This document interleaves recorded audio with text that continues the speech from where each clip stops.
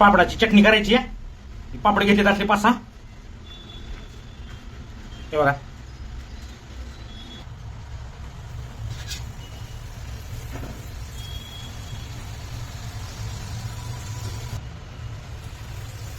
उडदाचे पापड ते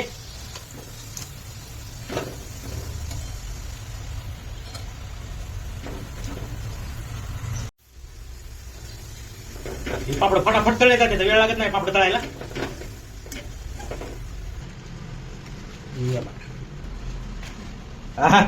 ही असली चटणी आहे ना, विदर्भात जास्त करून केली जाते ही चटणी असली पापडाची. आमरस बिमरस असला तर लय असली चटणी खातात लोक. सगळे पापड तळून घेतलेत. असे 4 पापडाची चटणी करायची आहे. आपण 5-6 पापड तळले तर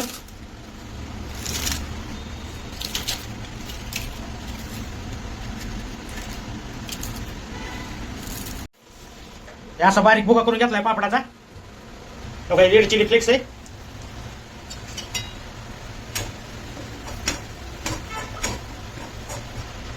मीठ, थोडं मीठ टाकायचं. आणि भुगा केलेले पापड आपण त्याला एकदम चांगला असं मिक्स करून घ्यायचं. मग आपली पापडाची चटणी तयार. एकदम साधी सोपी रेसिपी. उगा कालवण बिलवण नसलं एखाद्या वेळेस खायला की 2-3 पापड तळायचे. मग अशी शॉर्टकट पापडाची चटणी करायची. आपण तळून केले तर ही भाजून सुद्धा होती अशी पापडाची चटणी चांगली. ज्याला तळून आवडत नाहीत ना तिने भाजून करायची.